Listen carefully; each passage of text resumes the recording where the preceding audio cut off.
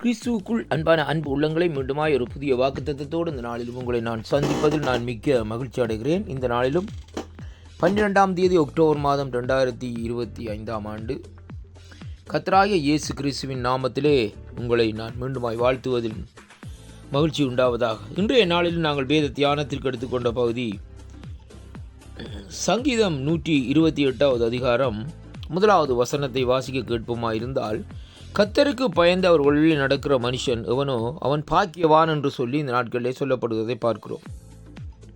இந்த சங்கீதம் 128வது அதிகாரத்தை இந்த நாட்களிலே பார்க்கிற வேளையிலே இந்த சங்கீதம் எப்படியாக சொன்னால், ஒரு குடும்பத்தினுடைய ஆசீர்வாதம், பிள்ளைகளுடைய ஆசீர்வாதம், பிள்ளைகளுடைய ஆசீர்வாதம், அது மட்டுமல்ல, இப்படியாக தேவன் இந்த நாட்களில் ஒரு குடும்பத்துக்குள்ளே ஒரு சமாதானத்தையும் ஆசீர்வாதத்தையும் கொடுக்கிற சங்கீதமாக இந்த நாட்களில் இருக்கிறதை பார்க்கிறோம். அருமையான கர்த்தருடைய பிள்ளைகளே, எப்படியாக அவர்கள் செய்கிற காரியங்களை, அதாவது ஒரு குடும்பம் செய்கிற காரியங்களை தேவன் ஆசீர்வதிப்பார்.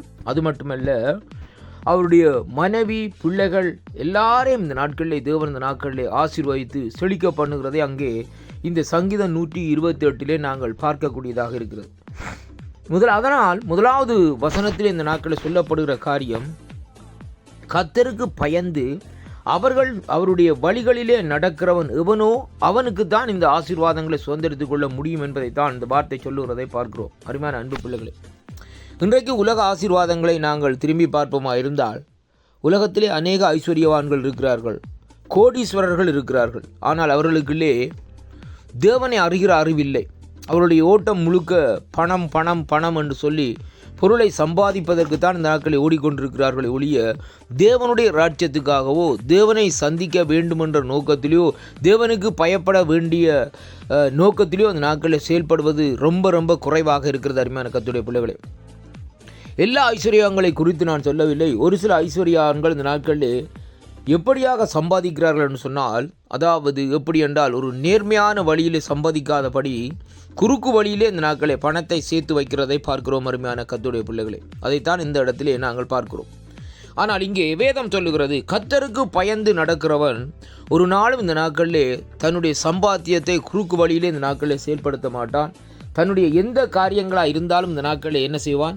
தேவனுடைய வழியிலே தான் அந்த காரியத்தை இந்த நாட்களில் நடத்தி செல்லுகிறதை அங்கே காணக்கூடியதாக இருக்கிறது. அருமை சகோதரனே, சகோதரியே, இந்த வாக்குத்தத்தங்களை நாங்கள் சற்று இந்த நாட்களிலே ஒரு விசை சிந்தித்து பார்ப்போமா இருந்தால், அங்கே வேதம் நமக்கு திட்டவட்டமாக தெளிவாக சொல்லுகிறது.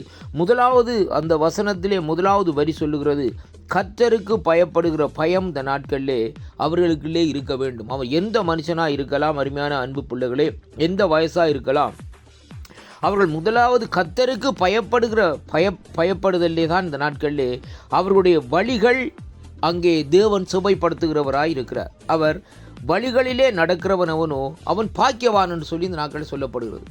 அப்போ பாருங்கள், ஒரு சிறு வயது முதல் கர்த்தருக்கு பயந்து இந்த நாட்களிலே ஒரு மனுஷன் தயார்படுவானா இருந்தால், அவனுடைய முதிர் வயதிலும் இந்த நாட்களிலே அவன் இந்த நாட்களிலே கர்த்தருக்கு பயப்படுகிறவனாய் இருப்பான். அவனுடைய வாலிப வயதிலே அவன் திருமணமாகி அவனுடைய குழந்தைகள், அவருடைய பிள்ளைகள், மனைவி இந்த நாட்களிலே எல்லாருக்கும் இந்த நாட்களிலே ஒரு பாக்கியத்தை இந்த நாட்களிலே உண்டாக்குவான். எப்படி என்றால், அந்த தலைவன் வீட்டு தலைவன் இந்த நாட்களிலே கர்த்தருக்கு பயப்படுகிற வேளையிலே பிள்ளைகளும் அவருடைய குடும்பமும் அந்த காரியத்தை அந்த நாட்களிலே பற்றி பிடிக்கிற வேளையிலே வேதம் சொல்லுகிறது பாருங்கள், அவனுடைய மனைவி எப்படி இருப்பாளாம்? வீட்டோரங்களில் கனிதரும் திராட்சை செடியை போல் இருப்பாளாம். அப்படி என்றால், இந்த திராட்சை செடி எப்படியாக அந்த நாட்களிலே கனியை கொடுத்து பூத்து குலுங்குதோ அதே விதமாக அந்த நாட்களிலே ஒரு கனி மிகுந்த வாழ்க்கையாக அந்த நாட்களிலே இருப்பாள். பிள்ளைகள் என்ன செய்வார்களாம்? அங்கே வேதம் சொல்லுகிறது, அவர்களுடைய பிள்ளைகள் அவர்களுடைய பந்தியை சுற்றி ஒலிவம் கன்றுகள் போல் இருப்பார்கள். ஒலிவங்கன்றை எதை குறிக்கிறோம்? ஒரு செழிப்பை கொடுக்கிறது. அருமையான கர்த்தருடைய பிள்ளைகளே, ஒலிவ எண்ணெய் பாருங்கள் இந்த நாட்களில் என்னத்தை குறிக்கிறென்றால் ஆவியானவருடைய அடையாளத்துக்கு இந்த நாட்களில் இருக்கிறதை பார்க்கிறோம். அதே போல தான் இங்கே சொல்லப்படுகிறது. இப்போ இதோ கர்த்தருக்கு பயப்படுகிற மனுஷன் இந்த விதமாக இந்த நாட்களில் ஆசீர்வதிக்கப்படுவான் என்று சொல்லிவிட்டு வேதம் சொல்லுகிறது, கர்த்தர் அவர்களை என்ன செய்வாராம்? சியோனிலே, தேவனுடைய சபையிலே, தேவனுடைய சமூகத்திலே இருந்து இந்த நாட்களிலே அவர்களை ஆசீர்வதிப்பார். அந்த வேளையிலே அவர்கள் அங்கே ஜீவனுள்ள வாழ்க்கையை இந்த நாட்களிலே காணுகிறது மட்டுமல்ல, அவர்கள் பிள்ளைகளுடைய சமாதானத்தை, மிஸ்டேவருடைய சமாதானத்தை காண்பார் என்று இந்த வார்த்தை சொல்லி முடிக்கிறதை பார்க்கிறோம். அருமையான கர்த்தருடைய பிள்ளைகளே, இந்த வாக்குத்தத்தங்களை கேட்கிற நீங்கள் இந்த நாட்களிலே கர்த்தருக்கு பயப்படுகிற பயம் என்னதென்று கற்றுக்கொள்ளுங்கள். அப்பொழுது தேவன் உங்களையும் உங்களுடைய குடும்பத்தையும் ஆசீர்வதிப்பார். கர்த்தருக்கு மகிமை உண்டாவதாக. ஆமென்.